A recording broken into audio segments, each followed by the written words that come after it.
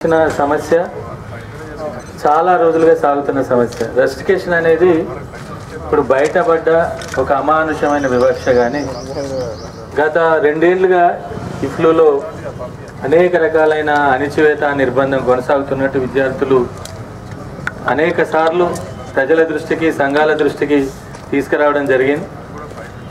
యూనివర్సిటీలో వైస్ ఛాన్సలర్గా ఉన్న సునయన గారు మరి ఏ ఉద్దేశంతో ఇటువంటి అణిచివేతకు పూనుకుంటున్నారో అర్థం కావట్లేదు. నిజానికి విశ్వవిద్యాలయాలు కానీ విద్యార్థులని ఒక క్రమశిక్షణ పద్ధతిలో పెంచాల్సిన పరిస్థితి పోయి విద్యార్థుల్ని ఒక ఎండుకు తీసుకెళ్ళి వాళ్ళను కొన్ని పద్ధతులకు పాల్పడేటట్టు చేసి ఆ విధంగా తమ యొక్క కక్షను తీర్చుకోవడం కనబడుతూ ఉన్నది. ఇక్కడ అంటే ఒక పన్నాగం పన్ని, ఒక కుట్ర పన్ని, ఆ కుట్రలోకి విద్యార్థులను లాగి విద్యార్థులు ఏదో ఒక రకమైన ఒక అద్దం పగల కొడితేనో, ఒక బల్ల ఇసిరేస్తేనో తీసుకెళ్ళి సస్పెండ్ చేయాలి, రస్టికేట్ చేయాలి అనేది చాలా దుర్మార్గమైన విషయం. విద్యాలయాల్లో రస్టికేషన్ అనేది చాలా నా ఉద్దేశంలో ఒక అంతిమమైన ఒక శిక్షగా ఉండాల్సిన అవసరం ఉంటుంది. ఇక అది అల్టిమేట్. అంటే అది ఇక దీన్ని పరిష్కారం చేయలేమన్నప్పుడు, ఆ విద్యార్థుల వలన మొత్తం యూనివర్సిటీ దెబ్బతింటుంది, వ్యవస్థ దెబ్బతింటుంది అన్నప్పుడు, లేదు విద్యా వ్యవస్థ దెబ్బతింటుంది అన్నప్పుడు అటువంటి చర్యలు తీసుకోవాల్సిన పరిస్థితి ఉంటుంది. తర్వాత రెండోది, పోలీసుల్ని వాడి అదేవిధంగా అవినీతిని ప్రశ్నిస్తే అదే పద్ధతిలో దాన్ని కప్పిపుచ్చుకోవడానికి విద్యార్థులు లాగటం అనేది, విద్యార్థులను దెబ్బతీయడం అనేది చాలా దుర్మార్గమైన విషయం. తర్వాత రెండోది, చాలా యూనివర్సిటీస్లో ముఖ్యంగా డౌన్ ట్రాడెన్ నుంచి వస్తున్న విద్యార్థుల్ని, అది ఐఐటీలు కావచ్చు, ఐఐఎంలు కావచ్చు, సెంట్రల్ యూనివర్సిటీలు కావచ్చు, లేకుంటే ఇటువంటి ఒక సెంట్రల్ ఇన్స్టిట్యూట్స్లు కావచ్చు, ఎవరైనా కావచ్చు, చాలా దుర్మార్గంగా వివరించడం, అనేక మంది ఆత్మహత్య చేసుకోవడం. ఇటీవల సెంట్రల్ యూనివర్సిటీలో రంగారెడ్డి జిల్లాకు సంబంధించిన ఒక తెలంగాణ బిడ్డ ఆత్మహత్య చేసుకునేటట్టు పురికొల్పడం జరిగింది. అంటే ఇది ఎటువంటి పరిస్థితుల్లో కూడా అణగారిన వర్గాలకి, అణగారిన ప్రాంతాలకి, అణగారిన కులాలకి ఈ వ్యవస్థలో స్థానం లేదని చెప్పడానికి ప్రయత్నం చేస్తున్నారేమో అనిపిస్తున్నది. అంటే ఒక మెయిన్ స్ట్రీమ్లో, ఒక ఉన్నత విద్యలో, లేకుంటే ఉన్నత విజ్ఞానానికి సంబంధించిన సంస్థలో మీలాంటి వాళ్ళకి స్థానం లేదని చెప్పడం అంటే ఇది పూర్తిగా మరొక రకంగా ఒకనాటి చాతుర్వర్ణ వ్యవస్థని ఇంకో పద్ధతిలో రుద్దడానికి ప్రయత్నం చేస్తున్నారా అని కూడా అనిపిస్తుంది. అందుకే దీన్ని చాలా తీవ్రంగా ఖండించాలి. నా ఉద్దేశంలో దీన్ని ఎక్కడో దగ్గర ఎండ్ చేయాలి. ఇది ఎక్కడో దగ్గర అంతం కావాలి. దీనికి ఇట్లనే ఒక సంఘటన తర్వాత ఒక సంఘటన తర్వాత ఒక సంఘటన కావడం కాకుండా దీన్ని అంతిమంగా దీనికి పరిష్కారం ఏంటి? ఒకవేళ నిజానికి వైస్ ఛాన్సలర్ గారికి ఏమైనా చిత్తశుద్ధి ఉంటే, లేదు యూనివర్సిటీని, ఇన్స్టిట్యూట్ని కాపాడుకోవాలని ఉంటే, మేము కొంతమందిని ప్రపోజ్ చేస్తాం, పెద్ద మనుషుల్ని, మీరు చర్చలు చేయండి. చర్చలు చేసి ఆ చర్చల్లో ఏం తేలుతుందో దాన్ని బట్టి పరిష్కారానికి మేము పూనుకుందాం.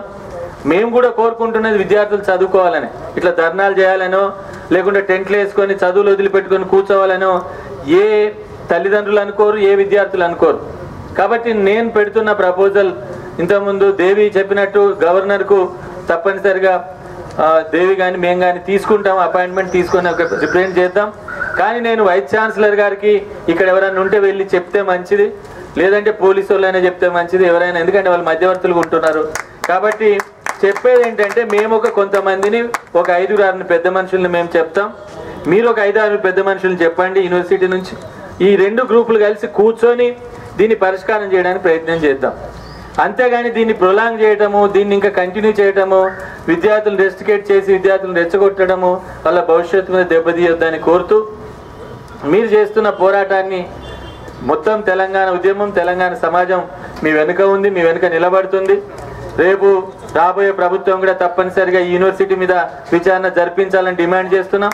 గత 5-6 సంవత్సరాలుగా జరుగుతున్న అనేక రకాలైన అవకతవకల్ని వచ్చే ప్రభుత్వం, ఇది సెంట్రల్ ఇన్స్టిట్యూట్ అయినప్పటికీ రాష్ట్ర ప్రభుత్వం చొరవ తీసుకొని సెంట్రల్ ప్రభుత్వం చేతనైనా దీని మీద విచారణ జరిపించి బాధ్యులైన వారిపై, అది విద్యార్థులైతే విద్యార్థుల మీద తీసుకోనండి, ఫ్యాకల్టీ అయితే ఫ్యాకల్టీ, వైస్ ఛాన్సలర్ అయితే వైస్ ఛాన్సలర్.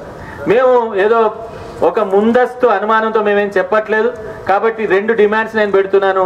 ఒకటి, సంప్రదింపుల కోసం మీరు ఒక మీ కమిటీని ప్రకటిస్తే పౌర సమాజం తరపున మేము కమిటీని ప్రకటిస్తాం, చర్చలు చేద్దాం.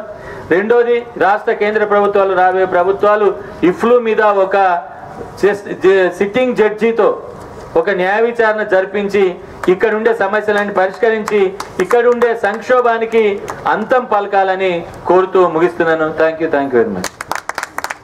Thank you sir. మీరు చెప్పినట్టుగానే మేము కూడా మీరు ఏ విధంగా అయితే ప్రజా సంఘాలు ప్రతిపాదన పెట్టిండ్రో, ప్రజా సంఘాలు, దళిత సంఘాలు, వాటన్నిటికీ మేము కూడా కట్టుబడి ఉంటాం సార్. అందులో భాగంగానే ఈ 3 విద్యార్థులను రెస్టికేట్ చేశారు అని అన్ని విద్యార్థులకు, ఇక్కడ క్యాంపస్లో ఉండే అందరూ విద్యార్థులకు తెలియాలని పోస్టర్లు పెడితే ఆ పోస్టర్లు మీరు తీస్తారా తీయరా అని సిపిడి కమిటీ నుండి ఇప్పుడు సీరియస్గా ఒత్తిడి వస్తుంది. ఆ ఒత్తిడిలో భాగంగా మేము మళ్ళీ యాక్షన్ తీసుకుంటాం. మీరు ఇట్లా ఆ పోస్టర్లు తీయకపోతే ఎవరిని అడిగి పెట్టారో ఆ పోస్టర్లు అనేది కూడా ఇప్పుడు వచ్చిన సమాచారం సార్. కాబట్టి ఇంత జరుగుతుంటే కూడా వైస్ ఛాన్సలర్కు ఏ మాత్రము ఆమెకు విద్యార్థుల జీవితాలకు సంబంధించిన అంశాన్ని మాట్లాడకుండా కేవలం గోడల మీద పోస్టర్లు వేసిండ్రు. ఆ పోస్టర్లు తీస్తారా తీయరా అనేది సీరియస్గా ఇప్పుడే థ్రెట్ పంపడం జరిగింది సార్. కాబట్టి ఇట్లాంటి వైస్ ఛాన్సలర్ను మీరే అర్థం చేసుకోవాలా. ఎందుకంటే ఇంతమంది ప్రజాప్రతినిధులు, దళిత సంఘాలు, పెద్దలు వచ్చినప్పుడు కూడా తెలంగాణ ఉద్యమంలో కీలకంగా పనిచేసిన నాయకులు వస్తున్న తరుణంలో కూడా ఆమె ఆగడాలకు అంతు లేకుండా మాట్లాడడం అనడానికి ఇదే నిదర్శనం సార్. వీటిని కూడా మీరందరూ పరిశీలించాలి సార్. మల్లెపల్లి లక్ష్మణ సార్ గారికి కోరుతున్నాం సార్. ఆమె మళ్ళీ ఇట్లా ఇప్పటికిప్పుడే థ్రెట్ పంపడం జరిగింది సార్. నెక్స్ట్ గడ్డం